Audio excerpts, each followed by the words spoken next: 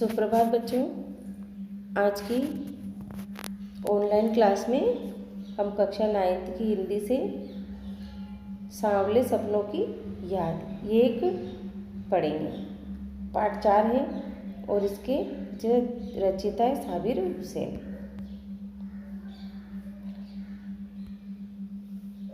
लेखक का जीवन परिचय पढ़ लेते हैं। साबिर हुसैन का जन्म 1945 ईस्वी में बिहार राज्य के गांव नौनही जागीर जिला नालंदा बिहार में हुआ। उन्होंने अंग्रेजी साहित्य में स्नातकोत्तर की उपाधि प्राप्त की। बाद में अंग्रेजी भाषा और साहित्य के प्राध्यापक नियुक्त हुए। वे प्रारंभ से ही देश की राजनीति में रुचि रखते थे। सन 1977 ईस्वी में उन्होंने मुंगेर विधानसभा का चुनाव जीता। उन्हें मंत्री बनाया गया। सन 1995 ईस्वी में वे बिहार विधानसभा परिषद के सभापति हैं। राजनीतिज्ञ होने के साथ साथ वह श्रेष्ठ लेखक भी हैं। साहित्यिक विशेषता: साबिर हुसैन हिंदी, उर्दू तथा अंग्रेजी तीनों भाषाओं के अधिकारी ज्ञाता है। उन्होंने सामाजिक और राजनीतिक जीवन में अनुभव किए गए जनसाधारण के संघर्षों को अपने साहित्य में उतार दिया।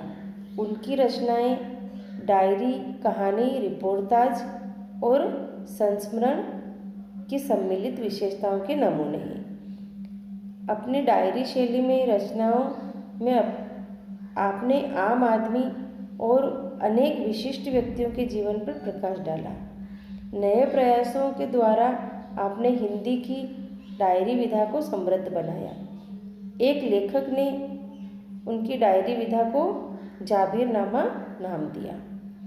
भाषा शैली: साबिर हुसैन की भाषा हिंदी के तत्सम और तद्भव शब्दों के साथ उर्दू की कलात्मक और सहज मिश्रण है। विषय और भाव के अनुरूप शब्दों के चुनाव में उनकी कुशलता देखने योग्य है। उनकी शैली भावात्मक, क्रियात्मक और प्रस्तुतिकरण के नए प्रयोगों से सजी है। अब हम देखेंगे पाठ का सार। प्रसिद्ध पक्षी प्रेमी सालिम अली को समर्पित यह संस्मरण उनके जीवन और व्यक्तित्व को मर्मस्पर्शी रूप में प्रस्तुत करता है। अब जीवन यात्रा: सालिम अली की अंतिम जीवन यात्रा पर दृष्टि डालें तो ऐसा लगता है कि मानो सुनहरे पक्षियों के पंखों पर सवार कोई मोहक सपनों का जुलूस मौत की खामोश वादी की ओर चलता जा रहा है। इस भीड़ में आगे आगे चल रहे हैं प्रसिद्ध पक्षी प्रेमी सालिम अली। आज वह जीवन की भीड़ और तनाव से अंतिम विदाई ले चुके हैं। उनको वापस आना किसी के वश में नहीं था। उनको वापस लाना किसी के वश में नहीं था। पक्षी स्नेह यानी जो सालिम अली की जो कहानी बताई जा रही है उसमें उनका क्या था? पक्षी से स्नेह। सालिम अली इस बात से परेशान थे कि लोग पक्षियों को आदमी की तरह की नज़रों से देखते हैं, जैसे कि वे लोग जंगलों, पहाड़ों, झरनों को देखते हैं, किंतु कोई आदमी केवल पक्षियों का मधुर संगीत सुनकर अपने मन में रोमांच अनुभव नहीं कर सकता। सांवले सपनों का महत्व: न जाने कब कृष्ण ने वृंदावन में रासलीला, गोप लीला, माखन लीला, बांसुरी वादन और वन विहार किया था, परंतु आज भी जब हम वृंदावन में यमुना या सांवला पानी देखते हैं तो महसूस करते हैं कि कोई अचानक आकर बांसुरी बजाने लगेगा। संगीत या जादू पूरे बगीचे में छा जाएगा। वृंदावन कभी कृष्ण की बांसुरी के जादू से रिक्त नहीं हुआ। सालिम अली भी इसी तरह पक्षी जगत में समाये हुए हैं। सालिम अली का व्यक्तित्व। सालिम अली कमज़ोर शरीर वाले व्यक्ति थे। 100 वर्ष के होने के कुछ दिनों बाद लंबी जीवन यात्रा ने उन्हें कमज़ोर कर डाला था और शायद कैंसर की वजह से वे मृत्यु को प्राप्त हुए थे। किंतु जीवन की अंतिम सांस तक वे पक्षियों की खोज और सुरक्षा में लगे रहे। उनकी आंखों पर चढ़ी दूरबीन मृत्यु के बाद ही उतरी।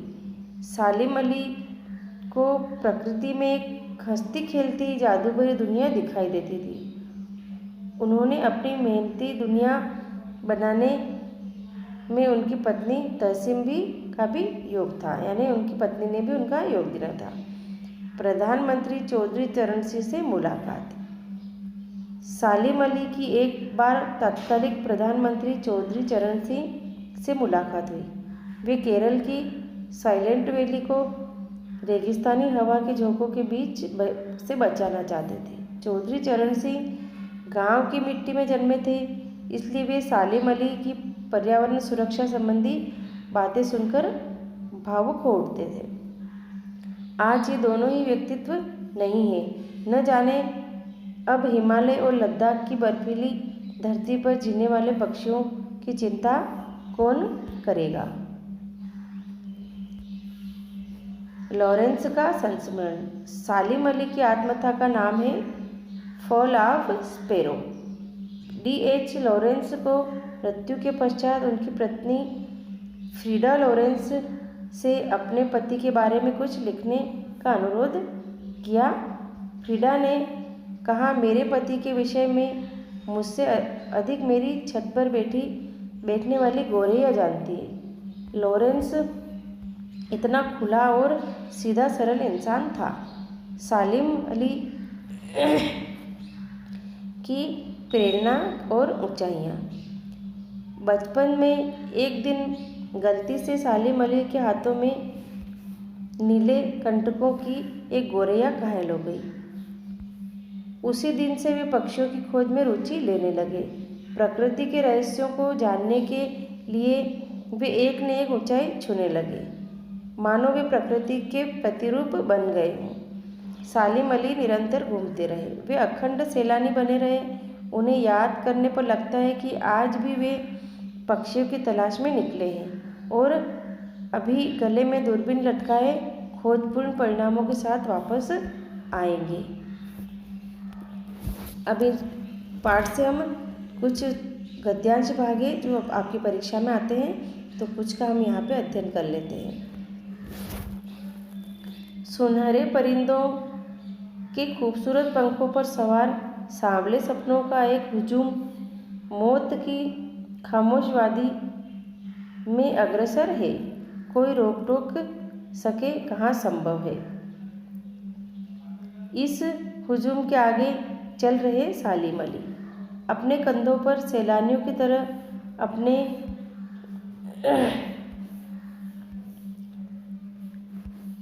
अंतरहीन सफ़र का बोझ उठाए। लेकिन यह सफ़र पिछले तमाम सफ़रों से भिन्न है। भीड़ भाड़ की ज़िंदगी और तनाव के माहौल से सालिम अली का यह आखिरी पलायन था। अब तो वे उन वन पक्षियों की तरह प्रकृति में विलीन हो रहे थे। जिंदगी का आखिरी गीत गाने के बाद मौत की गोद में जा चला। कोई अपने जिस्म की हरारत और दिल की धड़कन देकर भी उसे लौटाना चाहे तो वो पक्षी अपने सपनों के गीत दोबारा कैसे गा सकेगा। यानी हमें अब इसमें प्रसंग में बताना है कि इसमें किस चीज़ का वर्णन किया गया है, इसके लेखक कौन है और कहाँ से लिया गया है। संदर्भ और प्रसंग। प्रस्तुत गद्यांश हमारी पाठ्य पुस्तक क्षितिज भाग 1 से संकलित सांवले सपनों की याद से लिया गया है। प्रस्तुत संस्करण के लेखक कौन है? जाबिर हुसैन। लेखक यहाँ सालिम अली की अंतिम यात्रा का वर्णन करते हैं। इसमें 3-4 बात आएगी। एक तो अपने बुक से कौन सी, उससे क्या लिया गया है, फिर क्या पाठ का नाम है, फिर इसके लेखक कौन है और इसमें किसके बारे में बताया गया। ये 4 बातें संदर्भ एवं प्रसंग में आती हैं।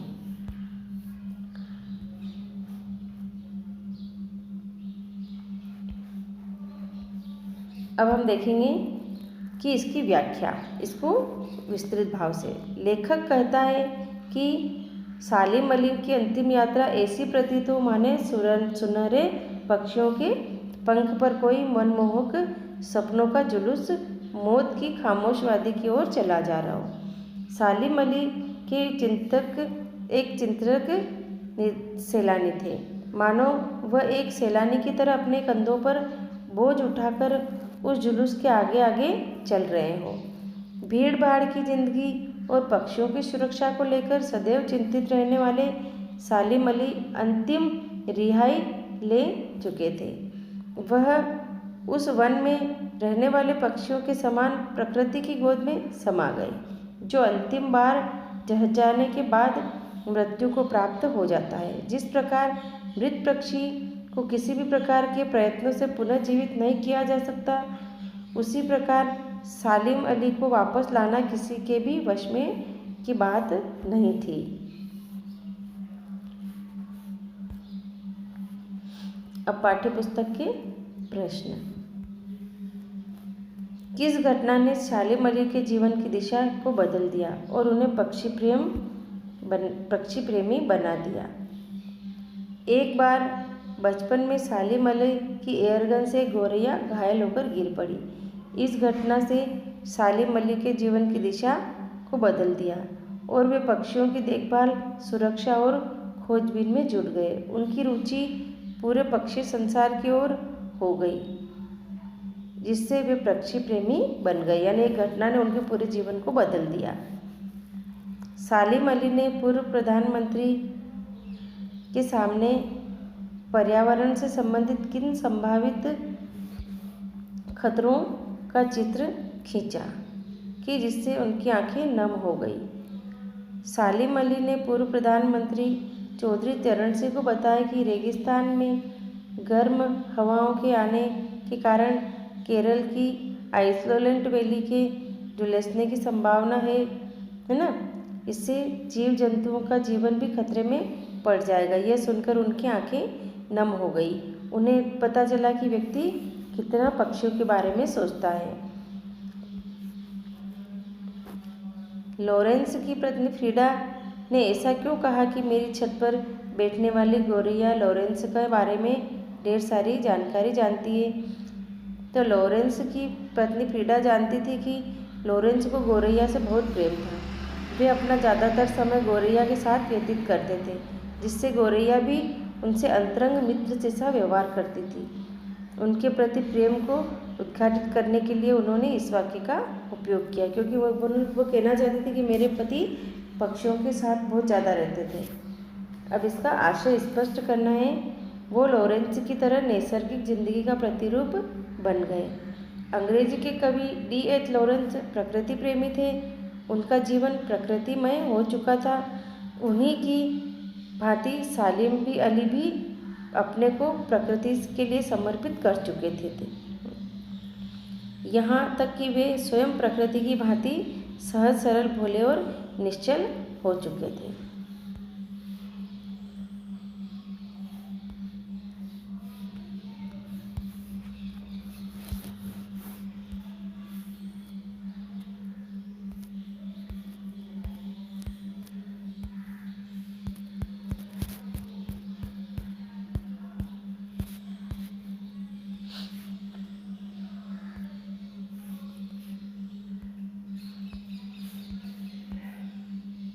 सॉरी, बीच में थोड़ा डिस्टर्ब हो गए। अपन फिर से शुरू करते हैं।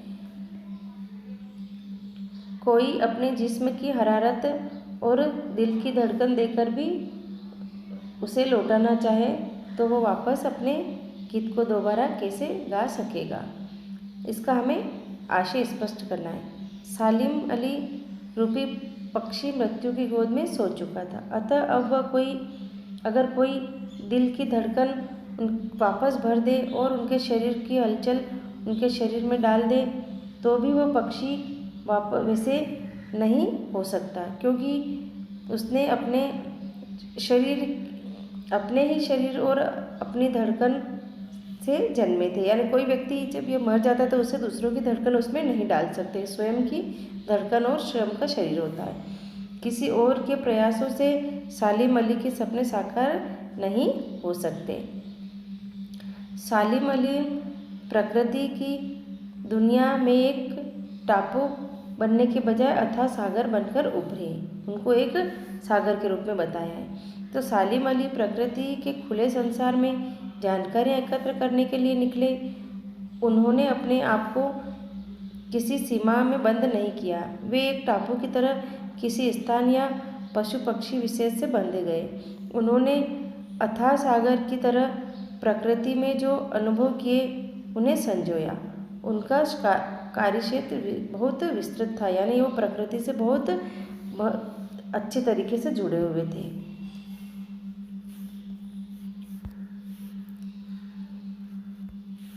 सालिम अली अपनों ने ये पढ़ लिया है। अब हम देखेंगे इस पाठ के आधार पर लेखक की भाषा शैली की 4 विशेषताएं बताइए। तो इसमें किन किन विशेषताओं का उपयोग हुआ है?